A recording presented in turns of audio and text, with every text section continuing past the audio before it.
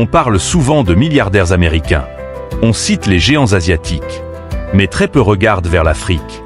Pourtant, sur ce continent souvent sous-estimé, un homme a bâti l'un des empires industriels les plus impressionnants du monde moderne. Son nom, Aliko Dangote. Parti d'un simple commerce de matières premières, il est devenu l'homme le plus riche d'Afrique. Ciment, sucre, farine, Pétrole, ports, usines géantes. des milliards investis, des risques colossaux, une vision presque obsessionnelle. Mais la vraie question n'est pas combien il vaut. La vraie question est: comment a-t-il transformé un simple commerce familial en une machine industrielle capable d'influencer l'économie d'un continent entier? Était-ce un héritier chanceux ou un stratège froid et visionnaire? Aujourd'hui, on plonge dans l'histoire complète.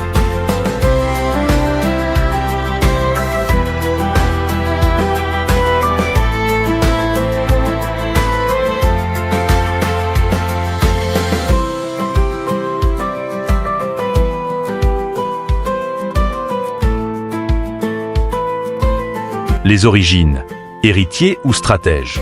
Aliko Dangote naît en 1957 à Kano, au Nigeria, dans une famille commerçante musulmane prospère. Son grand-père est un marchand reconnu. Il grandit dans un environnement où le commerce est presque une langue maternelle. Mais contrairement à ce que beaucoup pensent, il ne reçoit pas un empire prêt à l'emploi. Il reçoit une mentalité. Très jeune, il vend des bonbons à l'école pour gagner de l'argent. Ce n'est pas une question de besoin. C'est une question d'instinct. Comprendre l'échange, comprendre la marge, comprendre le volume. Après ses études en Égypte, il revient au Nigeria et obtient un prêt de son oncle pour lancer sa propre activité. Il ne gaspille rien. Il rembourse rapidement. Il comprend une règle fondamentale. La confiance financière est un capital plus puissant que l'argent lui-même. À ce stade, il n'est pas industriel. Il est commerçant. Mais déjà, il observe une chose. Le Nigeria importe énormément. Riz, sucre, ciment. Produits de base. Et là, une question commence à germer. Pourquoi importer ce que l'on peut produire? C'est dans cette interrogation silencieuse que naît la vision.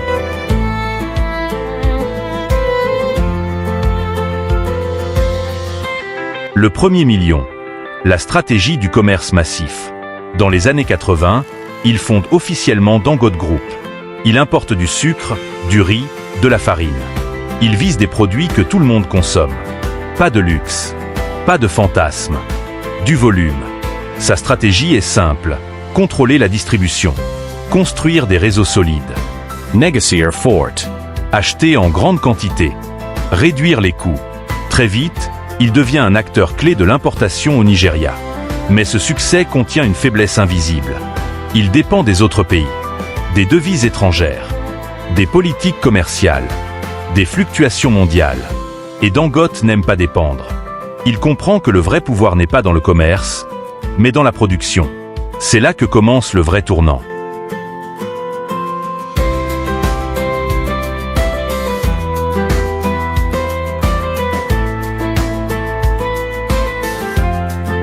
Le pari risqué.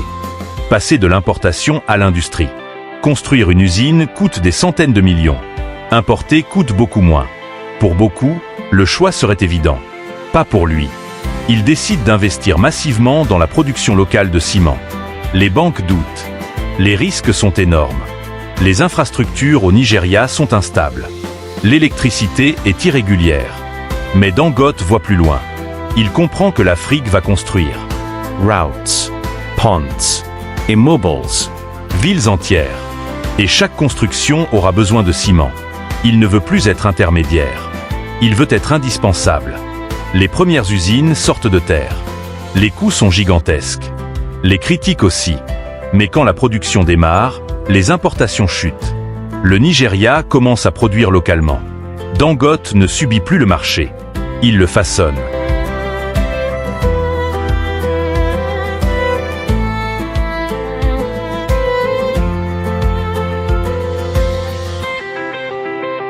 La domination du ciment. Le ciment devient son arme stratégique. Il ouvre des usines dans plusieurs pays africains. Éthiopie, Sénégal, Zambie, Tanzanie. Son objectif n'est pas seulement vendre. C'est contrôler les chaînes d'approvisionnement régionales. Dangote Cement devient un géant continental. Il ne dépend plus d'importations massives. Il produit localement. Il réduit les coûts logistiques. Il augmente les marges. Et surtout, il répond à un besoin structurel, l'urbanisation africaine. Des millions de logements sont nécessaires. Des infrastructures publiques émergent. Le timing est parfait. Mais avec le pouvoir viennent les critiques.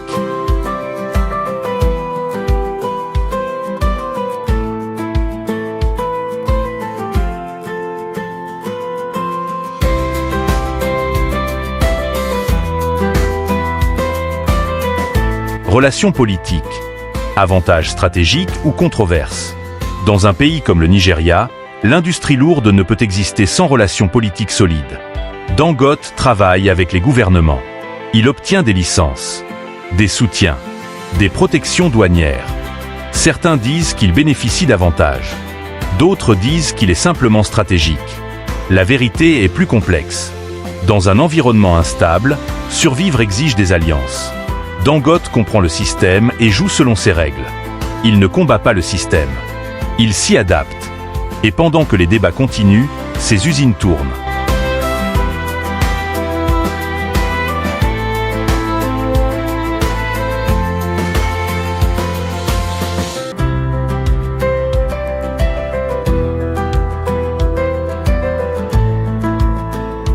Le projet le plus fou, la raffinerie géante. Puis vient le projet qui choque le monde économique africain. Construire l'une des plus grandes raffineries au monde. Un investissement de plus de 15 milliards de dollars. Pourquoi? Parce que le Nigeria, malgré son pétrole brut, importe encore du carburant raffiné. Encore une dépendance. Dangote décide d'y mettre fin. Le chantier est colossal. Les retards s'accumulent. Les critiques explosent. Mais si le projet réussit, il transformera toute l'économie énergétique du pays. Ce n'est plus un business. C'est une déclaration stratégique.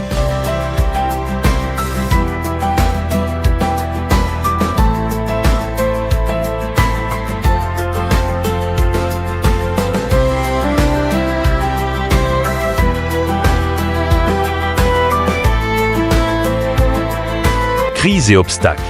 Chute du Naira. Inflation. Pressions internationales. Être le plus riche d'Afrique ne signifie pas être invincible. Dangote subit des pertes, des dévaluations, des attaques médiatiques. Mais il ne panique pas. Il restructure. Il refinance. Il ajuste.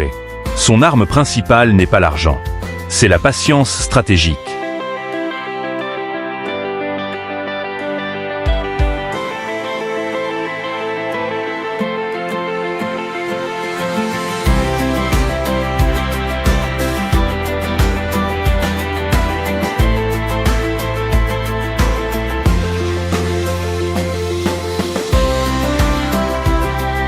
Son mental et ses principes.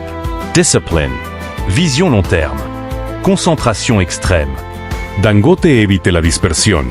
Il investit dans des secteurs fondamentaux. Il pense en décennies, pas en tendance. Il comprend que la richesse durable vient des besoins essentiels. Ciment. Nurture. Énergie. Pas du bruit. Son empire repose sur des fondations solides, littéralement et financièrement.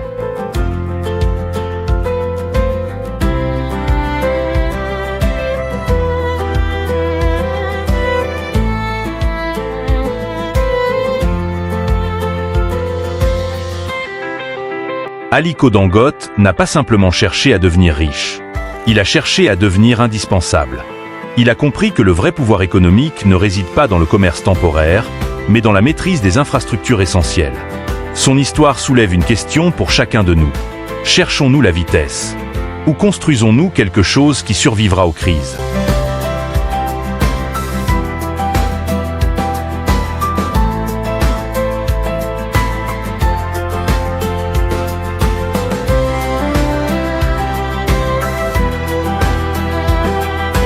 Alors dis-moi en commentaire, penses-tu que Dangote est un génie visionnaire?